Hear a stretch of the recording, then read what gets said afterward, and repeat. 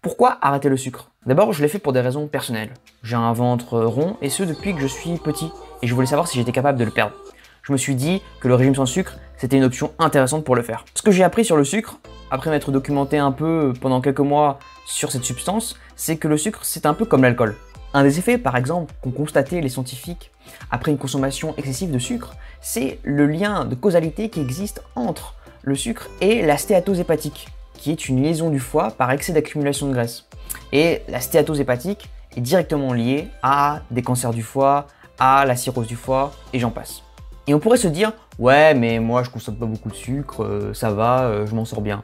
Mais c'est quoi la journée moyenne d'une personne lambda? En général, qu'est-ce qui se passe dans une journée normale? Au petit déjeuner, il y aura du jus d'orange et un fruit, donc du fructose, qui est un sucre au moins aussi dangereux que le glucose en excès. Ensuite, vers 10 h, petit snack.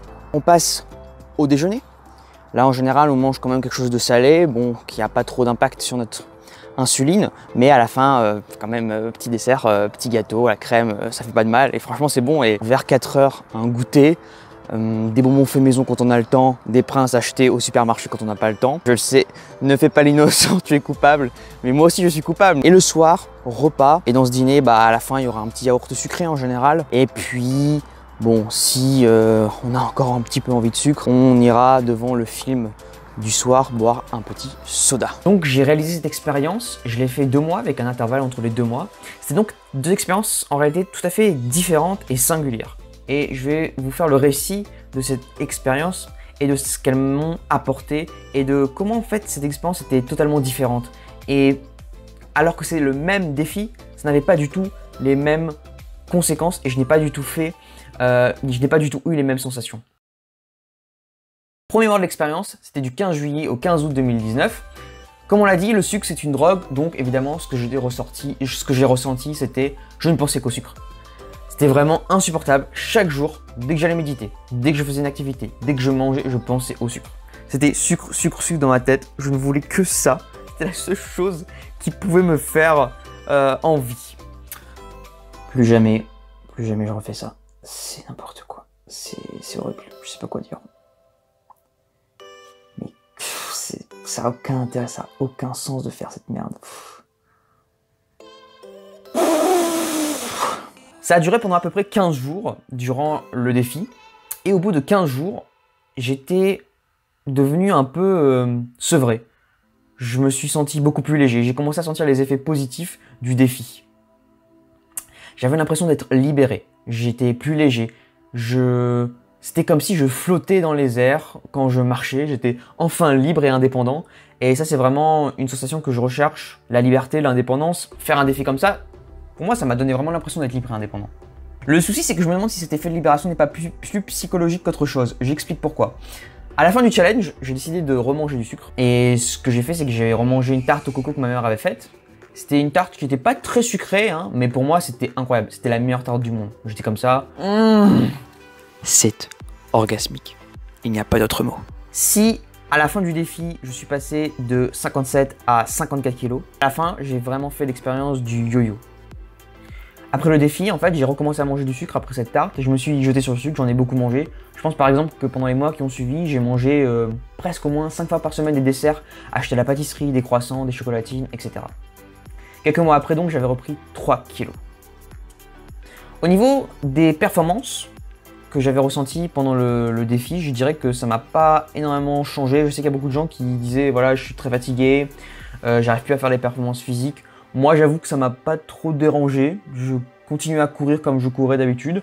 Mon niveau de performance sportive est resté tout à fait le même. Ça m'a pas perturbé outre mesure. J'allais à la piscine. Enfin, c'était pas du tout un problème pour moi. Comment est-ce que j'ai pu tenir dans ce défi? Je pense qu'il y a 2 choses qui m'ont fait tenir dans ce premier défi. Le premier, c'est d'abord le sentiment de distinction sociale. Parce qu'au fond, tout le monde fait la même chose. Tout le monde mange du sucre. Et de me dire, voilà, je suis différent. Mais cette différence, j'en fais une force. C'est ainsi que je me distingue. Pour moi, c'était quelque chose qui me motivait vraiment. Je ne sais pas si c'est la bonne source de motivation, mais en tout cas, ça a été une source de motivation pour moi.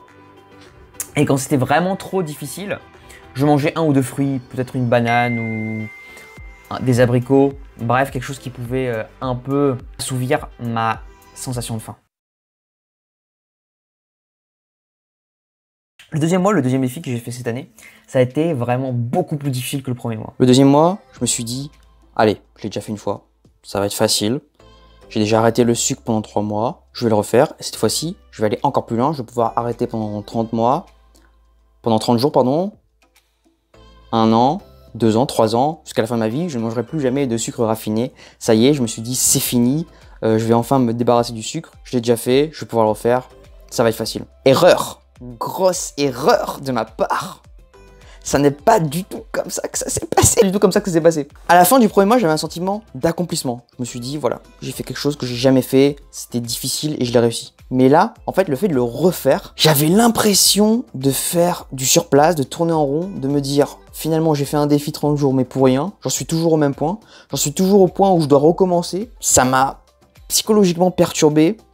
Et aussi, je pense que ça a été difficile psychiquement parce que mon cerveau s'est dit « Oh putain, le con, il recommence, il refait un mois sans sucre, je vais essayer de le marteler d'indications inconscientes pour que plus jamais il refasse ça, pour qu'il arrête au plus vite. » J'ai tenu, mais ça a été dans la douleur. Dans la douleur. C'était extrêmement difficile, j'étais obsédé par le sucre. Je ne pensais qu'au dessert, qu'au chocolat. Je haïssais tous ceux que je voyais manger leurs donuts. J'avais envie de leur arracher les boyaux. Et c'était pas comme le premier défi, au bout du 15 jours, ça y est, j'étais libéré. Non, non, non, non, non. C'était tous les jours du défi, jusqu'au dernier. Jusqu'au dernier jour, c'était difficile.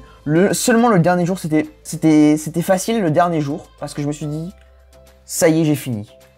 Et donc, j'étais libéré et je me suis dit, je vais manger du sucre, ça va le faire. Et voilà, j'étais libéré. À la fin du défi, je me souviens d'avoir mangé un gâteau aux abricots. C'était incroyable, c'était une jouissance, c'était incroyable, j'ai jamais mangé quelque chose d'aussi bon. Comment j'ai tenu pour ce deuxième défi? Je pense que le deuxième défi, c'était vraiment, là il n'y avait plus rien qui tenait, il n'y avait plus rien qui faisait effet, c'était la force de la volonté. Je me suis dit, je commence, je finis, et dès que ça sera fini, je recommence une vie normale, et j'arrête absolument cette idée de couper le sucre pendant toute ma vie, c'est pas possible, je n'y arriverai pas. Et c'est ça qui m'a fait tenir, je pense, c'est vraiment mon côté jusqu'au boutiste. Quel est le bilan total que je fais de ces 2 mois de régime sans sucre? Eh bien, le bilan, c'est que j'ai réessayé un régime, mais un régime un peu spécial cette fois. Mais ça, je vous en reparle dans une autre vidéo. On est 2 ans après le défi 30 jours, plutôt 60 jours sans sucre. Alors c'est intéressant parce que c'est vraiment un défi que je trouve qui est vraiment pas facile. Sur le coup, ça a été vraiment compliqué comme je le dis dans la vidéo, mais c'est vraiment un défi qui rend plus libre. Quand on consomme pas de sucre, quand on consomme pas de sucre rapide, industriel, on se sent vraiment beaucoup plus libre, beaucoup plus léger, avec une disponibilité mentale véritablement accrue. Quelle est ma consommation aujourd'hui de sucre? Aujourd'hui, je consomme du sucre. J'en consomme 1 à 2 fois par jour maximum, c'est-à-dire au moment où je me nourris. Je pense que le jeûne intermittent m'aide beaucoup. Le jeûne intermittent m'aide beaucoup et maintient mon insuline de manière stable, ce qui fait que je n'ai pas trop de pics d'insuline pendant la journée et ça reste plutôt stable pendant 18 heures et ensuite je mange et je me fais plaisir avec le sucre. Parfois je regarde des vidéos de personnes qui font ce défi depuis 1 an voire 2 ans et qui expérimentent une sorte de libération et je pense que c'est vrai, ils peuvent expérimenter une forme de libération à laquelle j'aimerais atteindre, je pense. J'aimerais aspirer, mais je ne veux pas non plus rester en désaccord total avec mon environnement et me frustrer toute la journée en me disant que je ne dois pas manger de sucre. Je suis dans un environnement urbain où il y a des tentations, où je vais dans des supermarchés, où c'est pas facile, où on voit des sources de sucre immédiates et résister c'est possible, c'est faisable, mais c'est vrai que résister sur le très long terme, en tout cas moi j'ai l'impression que ça a pu créer des contradictions à l'intérieur de moi. Ça veut dire que je suis pas encore assez fort mentalement pour y arriver, mais j'essaie d'y travailler pour atteindre mon objectif et réussir à me passer de sucre de manière, on va dire, sur le long terme. Maintenant, je pense pour l'instant être sur un équilibre où je consomme peu de sucre durant la journée. Je me limite à 1 ou 2 desserts maximum si j'en ai envie. Et puis le reste du temps, je ne mange pas, donc pour moi, c'est ça qui est réussi. Je suis encore en progression à ce niveau-là et j'essaierai de voir ce que je peux améliorer par la suite pour cette idée de manger sans sucre. Parce que c'est vrai que quand on mange sans sucre, on a vraiment l'impression d'atteindre un état un peu plus subtil de conscience.